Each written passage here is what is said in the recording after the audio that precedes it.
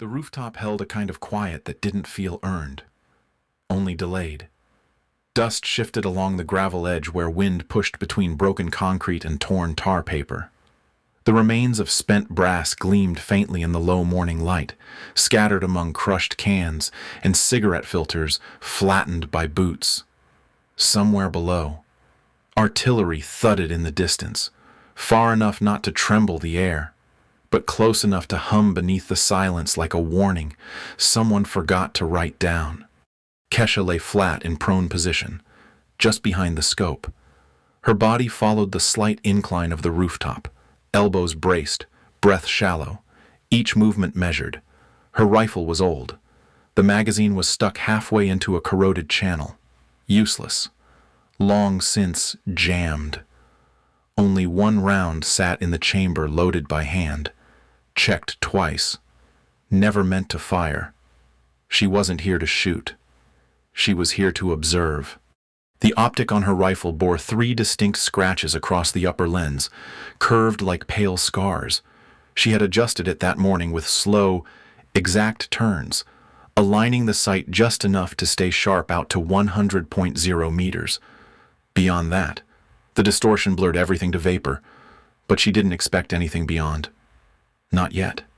Marcus lay beside her, maybe 2 feet forward, maybe less. His boots pointed toward the ledge. One glove tapped the scope barrel every few seconds, a habit he didn't seem aware of. Black leather, worn at the knuckle folds. His tone all morning had been minimal, just corrections on wind drift and sightline, spoken like punctuation, not conversation. She didn't mind. She wasn't here for chatter. She was here because someone had to be.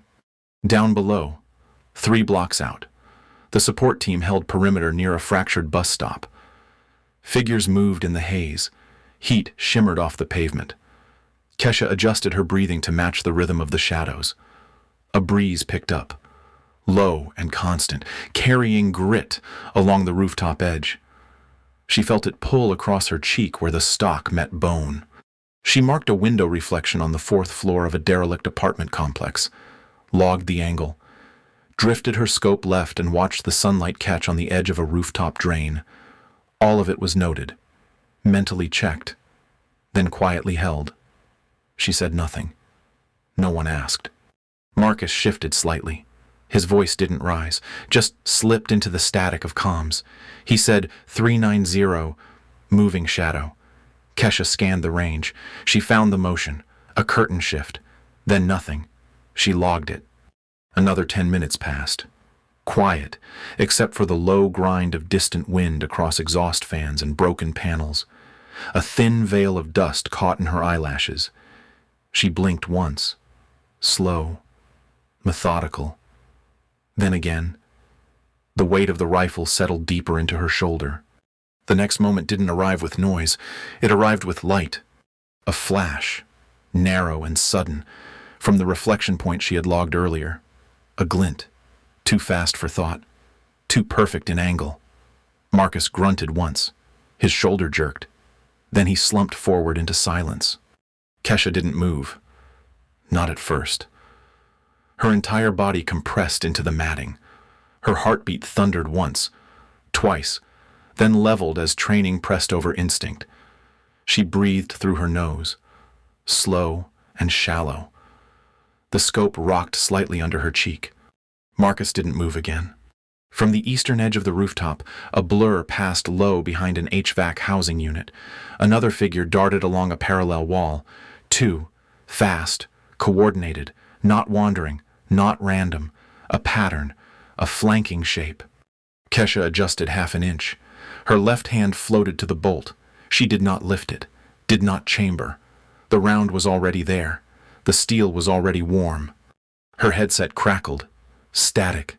One clipped scream from another rooftop, then nothing. Not a call sign, not an order. Just gone. No confirmation, no fallback. She stared into the scope. Her field of view was narrowing, not from optics, from the cold draw of adrenaline sharpening every signal. Her finger found the trigger well, rested, did not touch the blade. There was no safety in movement. Not now. She had one round, no backup, no fire clearance, No command, only the rooftops and the wind. The wind moved through the open skeleton of a billboard frame behind her. It made a hollow moan that sounded like breath stretched thin. The sound bent slightly, echoing against a rusted duct vent and falling off into the city below. A shadow drifted over the lens. She blinked it away. Her eyes stung from the grit, but she held focus. Her breath hitched once, then smoothed. She lay still and waited. The rooftop suddenly endless, the sky behind her dull and wide, and the quiet around her full of weight she had not asked for, but could no longer ignore. Kesha moved with her chest to the gravel, her elbows dragging as she crawled toward the body. The rooftop stretched open and bare, too wide now, as if every rooftop in the city had peeled away to make room for her decision. She kept her profile low. Her rifle scraped slightly as she pulled it forward with her. Her gloves, damp from sweat and dust, barely held traction. She reached Marcus's body after 10 slow yards. His shoulder was twisted oddly. One eye was still open, but unfocused. His rifle had fallen sideways. Optics cracked from the impact. She reached for it, almost reflexively, then stopped. The barrel was warped. It wouldn't fire even if she wanted it to.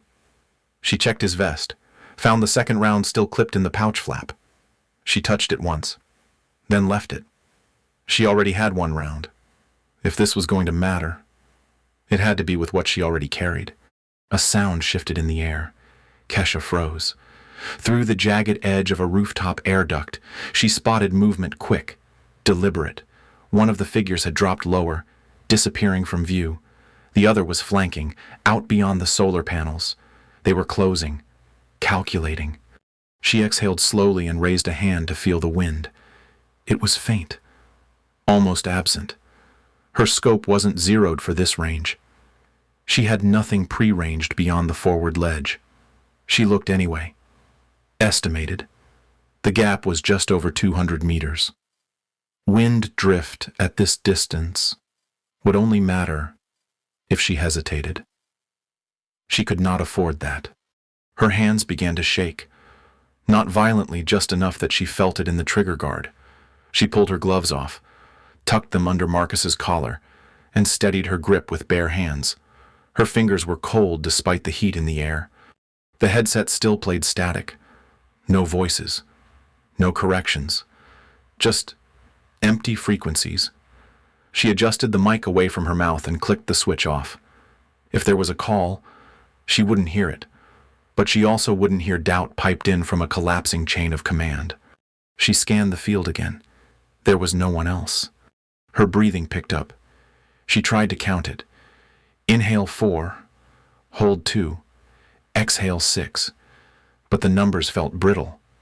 She closed her eyes and opened them again. The lens showed a pale shimmer, a rooftop edge. No figures yet. But they were there. She tilted her head just enough to rest her cheek flat against the rifle. The metal was warm now. The bolt was still locked. She had not opened it. She had not closed it. She thought of the certification test she never got to take. Not because she failed, because the instructors had said her file wasn't cleared. Her field time had been labeled observational only. Too quiet. Too hesitant. She remembered standing outside the range trailer, holding her own test log, listening through the walls as 2 officers discussed whether she'd even last in the program. One had said she lacked presence. The other had laughed and called her a ghost. That was a year ago.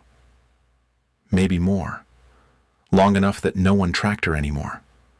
Long enough that she trained when no one was watching. Because watching had never brought her anything but silence. She raised her elbow and adjusted her position. The bolt lifted with a soft click. She pulled it open, checked the chamber, and saw the single round gleaming in the low light. She closed it with deliberate pressure. The action locked with a sound so quiet it could have been breath. Her thumb brushed the safety, confirmed it was off. She slid her journal out from the inside of her sleeve. Folded into the front page was a hand-scrawled note, copied from a chalkboard during a training she hadn't been invited to. The handwriting wasn't hers. Wind drift table, range offset by elevation. She unfolded it and laid it beside the rifle, not to reference it, just to anchor herself. Checklist ran in her head now. Reticle center, stock weld, breath control, position of sun, shadow bleed across upper lens, target speed, lead estimation. She whispered the numbers under her breath, not loud enough to be heard, just loud enough to be real. The rooftop crackled under weight far edge. Another movement. She didn't look yet. She breathed. She waited. The decision to fire would not come with fanfare. It would not come with instruction. It would come when there was nothing left to do but prove that everything she had practiced mattered. That moment had not come yet, but it was close. The sky had taken on a flat, cold color, the kind of gray that felt like unfinished metal. Wind came in small drafts now, not constant, but circling. Kesha remained pressed to the rooftop, her cheek against the rifle's worn stock, her breath reduced to low movements beneath the ribs. The city beyond looked frozen, but it wasn't. Somewhere, feet moved. Somewhere, a second hostile kept circling. Her gloves sat folded beside Marcus's rifle. She hadn't put them back on. Her bare fingers flexed once, then settled again around the wooden grip. The rifle smelled faintly of oil and old sweat, the kind that never really faded, only blended into memory. Her pulse was running too high, but she didn't fight it. She counted it instead. The mantra came from before the military, before instructors and optics and issued rounds. It came from the back of a dry field in central Texas, lying next to her brother on a makeshift shooting bench of plywood and rusted sawhorses. He had no license, no formal training, but he had calm. That was his doctrine. He had handed her a small .22 and said, "Find your breath. Between the beats. That's when the shot belongs to you." She didn't know then what he meant. But now, under the weight of silence, it made perfect sense. Panic couldn't be outrun. It had to be organized. And breath was the only metronome that couldn't lie. Her finger rested lightly inside the guard, not yet on the trigger. Her right eye blinked once against the scope shadow, then stayed open. She aligned herself fully with the rifle now, drawing her knee back half an inch to flatten her hips. The position was right. Nothing moved. Nothing asked for movement. Her heart ticked at an irregular rhythm, sped by adrenaline and heat. She focused on that too. Breath in, 1, 2, 3, hold, out, 1, 2, pause. Not for calm, for data. She could feel the tension start to shift in her joints, not away, but into purpose. Her cheek well deepened. Her spine lay straight. She was no longer waiting for the command to act. She was removing the need for it. The city offered no sounds to help her, but her body began to take over where thinking left off. She saw a shadow flicker across the far edge of her vision. Not a target. Not yet. But a signal. She didn't chase it with the scope. That would be noise. She held position. Waited. Her left hand adjusted the sling tension by a centimeter, barely enough to register. Her right hand slid slightly forward on the grip. There was no rush. There was only readiness. She remembered the note scribbled in the margin of her old field journal. It said, "Between beats," in her own handwriting. But it wasn't her phrase. She had written it after that last afternoon with her brother, just before she left. He had tied a bracelet around her wrist, a piece of twine knotted at even intervals. Not for style, for timing. She wore it every mission. Today, it sat against her skin, just under the cuff of her sleeve. The knots pressed into her as she exhaled again. She knew this posture, not just from drills, but from repetition without reward. She had laid in positions like this during after-hours practice. on rooftop ranges behind decommissioned towers, in simulation zones no one monitored. While others recorded training videos for evaluation, she recorded her own breath. She logged wind drift in margins, memorized distance-to-speed charts. She did not train for praise. She trained for readiness. The second hostile had still not revealed. The first, she knew, was close. She had a sense now, not visual, rhythmic. The way movement changed the balance of the wind. The moment was coming, but it had not come yet. Her fear was still in her chest, but it no longer surged. It pulsed with her, not against. Her breath came shallower now, but more regular. She checked her scope again. Clear. Her position had not drifted. She was still aimed at the angle they would use to cross. She blinked. Her eyelashes touched the scope rubber. She did not flinch. Everything narrowed. She ran one last checklist without words. Barrel clear, sight aligned, reticle steady, cheek pressed, breath known, round chambered, target incoming. She made no sound. She required no confirmation.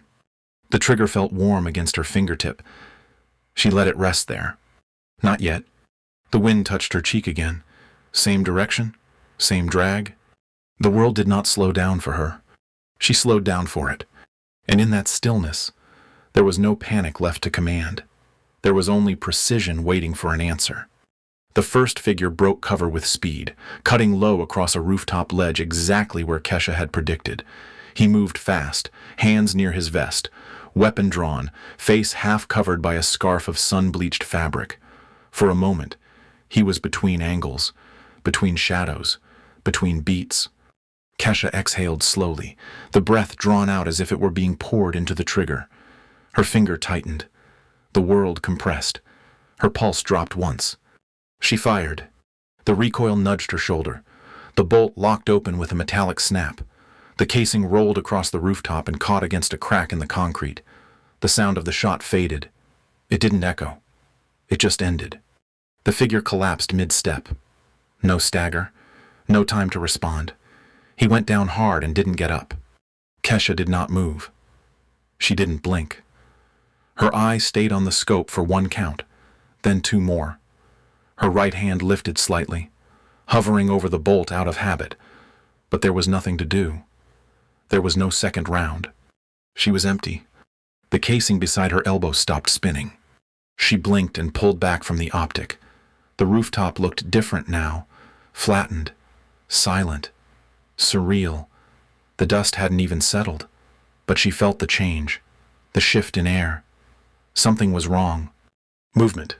The second figure had appeared, closer than expected. He was lower, tighter to the roofline, crouched behind a ventilation pipe with eyes scanning the kill zone. He had seen the shot, maybe not the shooter, but he was calculating now, reading the scene. Her advantage had vanished.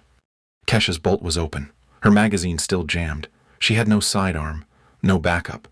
She didn't panic. She slid back 2 inches from her original position. She reached slowly for her field jacket lying near Marcus's pack. With one hand, she draped it over the rear of the rifle's stock, shaping it to look like a second set of hands, like a shooter resetting position. The silhouette from a distance would read as ready, armed, waiting. She curled behind a concrete slab, not hidden but low. Her breathing slowed again. She tucked her chin slightly, did not watch, only listened. The rooftop felt heavier, air thicker. The city had shrunk into silence, but tension lived inside that stillness. The second figure held position. She could sense it, not visually, intuitively. She knew that hesitation. It had a shape, a delay, a stalled commitment that bought her seconds. He didn't fire. He didn't run. He waited. She kept her head still. One hand stayed on the sling. The other touched the edge of the cracked cement near her knee. She became background, a shadow of herself. The illusion of presence was enough. In her mind, she counted. Not seconds, not heartbeats. She counted stillness. Each breath became a placeholder for possibility. One more second, then another. The rooftop was quiet again, until it wasn't. A single suppressed shot cracked from somewhere distant, sharp, short, precise. The sound didn't echo. It landed. The second figure fell forward, arms splayed, weapon tumbling from his grip, no recoil, no last move. He had been neutralized from afar. She didn't look to see who had done it. She already knew the shot wasn't hers, but she had held the space long enough for someone else to make it. Kesha remained still. 10 seconds passed. Then 15. She shifted her weight slightly, only to release the tension building in her shoulder. The casing near her elbow reflected a dull light as the clouds shifted overhead. The bolt on her rifle remained open. Her rifle had nothing left to give. She looked once toward the far ridge. No motion. The Overwatch perimeter must have seen the movement. They had waited until the shot was clean. They had ended it. But it was her posture that had bought them that time. She turned the rifle slightly and removed the jacket. The illusion was over. The reality was quieter, sharper. She eased the weapon down flat, slowly, deliberately.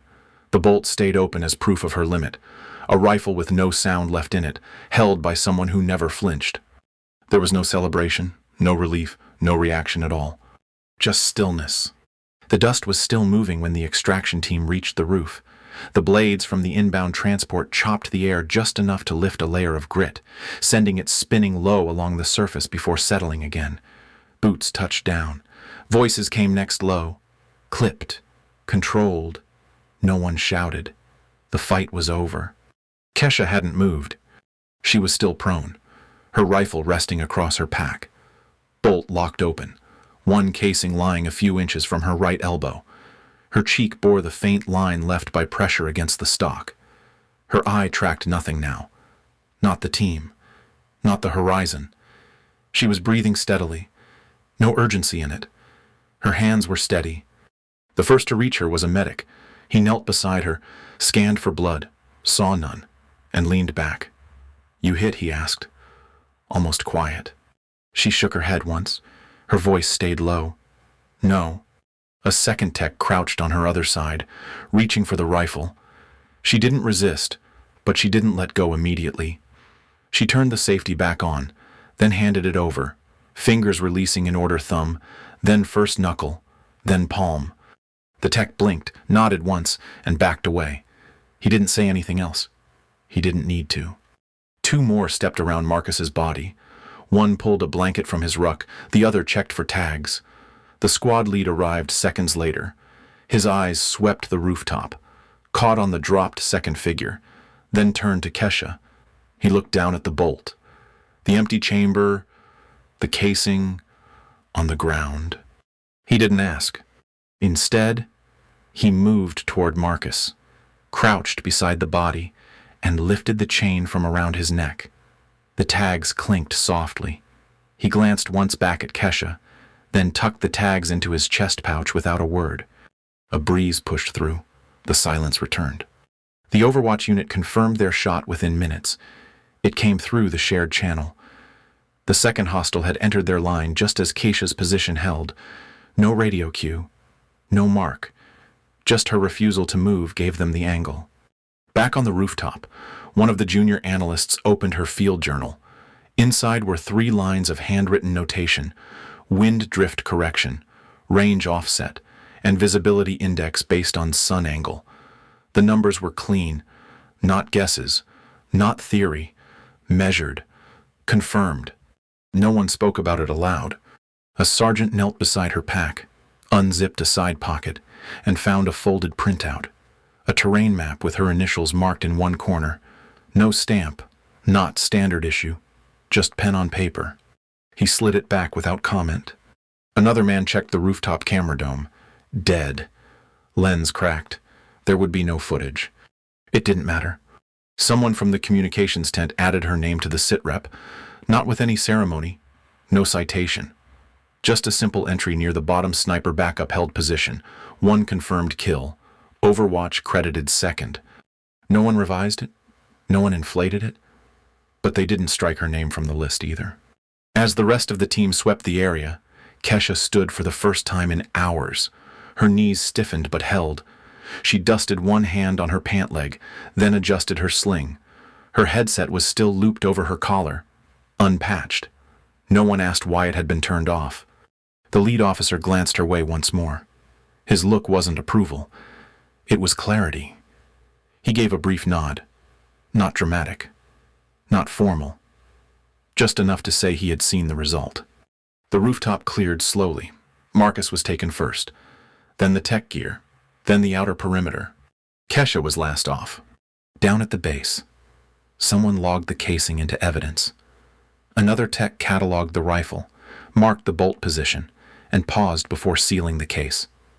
He made a note last fired round. Chamber confirmed. Safety engaged post-shot. Discipline intact. Later that night, someone from the review board looked at the journal notes again. They didn't match standard formatting, but the corrections aligned with the final impact data. Her math was right. Her estimation within a margin of 1.0 meters at over 200 meters distance, crosswind adjusted. It was enough. In the command tent, the sitrep scrolled once across the shared monitor. One entry caught someone's eye, not because it was dramatic, because it was exact. Backup sniper, one shot, target dropped, position held. In the end, no one made a speech, but the ones who had seen the rooftop knew what had been held there and how. The lights in the barracks were low, the kind of low that made everything feel heavier, even silence. Kesha sat at her desk, not hunched, not rigid, just present. Her logbook lay open in front of her. The cover was soft at the corners, one edge fraying where she had folded it over too many times. She held a strip of tape between two fingers and smoothed it across the top edge of a wind chart, securing it to the inside back cover. The chart wasn't official. It was one she had modified over weeks, with pencil annotations and margin notes in tight lettering, drift curves, elevation angles, corrections by time of day. It was hers now, and now it had a date. Beside the logbook was a folded square of cloth, dull gray, torn from a ripped sleeve years ago. She opened it slowly, placed the spent casing from the rooftop inside, and wrapped it twice. Then she tucked it into the far corner of the drawer with her field notes. It wasn't for display. It wasn't a trophy. It was proof of presence. Quiet. Exact. Her bunk was already made. Corners sharp. Cover stretched flat. The air in the room was still. No one else was inside. A faint sound of wind filtered through the wall vent, but it didn't carry meaning. It was background, like breath. Like time. She glanced at her rifle, leaned against the side of the desk. She didn't disassemble it. She just let it rest. The bolt was clean, the sling wrapped neatly. There was a knock, 2 quick taps, and then a pause. She didn't answer right away. Just stood and opened the door. It was the team lead. He didn't step inside, just held out a compact black case with one hand. "This came down from inventory," he said. "I logged it under your name." She took it. Opened the latches. Inside were 6 tools, mil-dot reticle cutout, laminated wind slides, small range calculator, lens cloth, and a casing. The casing had been cleaned and polished. It wasn't marked. He nodded toward it. "Next time, you carry 6. Kesha didn't smile, but she met his eyes and answered without hesitation. 1 was enough. He held her gaze for another second, then turned and walked back down the hall. She closed the case slowly and set it beside her logbook. She didn't repack it. She didn't label it. It could wait. Later that night, she took the rifle from where it rested and set it on the mat. She checked the bolt, then the chamber. She wiped the sling thread with a cloth, not to shine it, but to feel the tension in the material. She cleaned only the bolt face. Nothing else needed touching. She placed the rifle back where it had been. In the top drawer of her desk, beside the folded cloth, she slid a new page into the logbook. On it, she wrote a single entry. Confirmed, 1 shot, wind 1.6 from left, range 211 meters, no spotter, hold steady. She signed it at the bottom with her initials, then flipped the page over and left it blank. She sat there for a while, not thinking about the shot, not replaying it, The moment was no longer hers to hold. It had already happened. She had already left it behind. In the morning, she moved quietly through the corridor. A junior sergeant passed her in the stairwell. He nodded. She nodded back. No one said her name. No one needed to. At the mess hall, one of the analysts glanced up from a tray and gave a short lift of the chin. It wasn't greeting. It was recognition.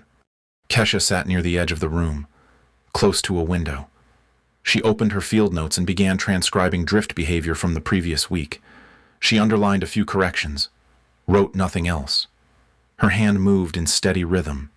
No one joined her table. She didn't invite them. Later that week, a new data card was printed for supply records. It was blank on one side, except for a code in the bottom right. It marked her call sign. It was placed in the storage drawer where precision tools were kept, not under sniper, not under lead, just filed. Legacy had no color, no headline. Only weight, and hers was already recorded. Kesha was never meant to fire. She wasn't cleared. She wasn't expected. And yet, when everything collapsed and no orders came, she stayed. She breathed through the fear, counted between heartbeats, and made the one shot that mattered.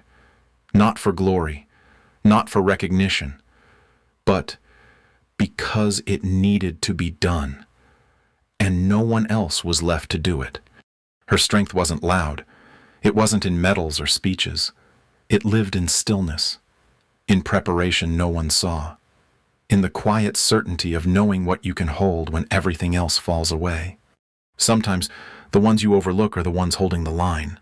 If that stayed with you, take a moment to reflect on your own quiet strengths. Leave a thought in the comments, and follow for more stories where power isn't shouted, it's shown. One round, one truth, one breath at a time.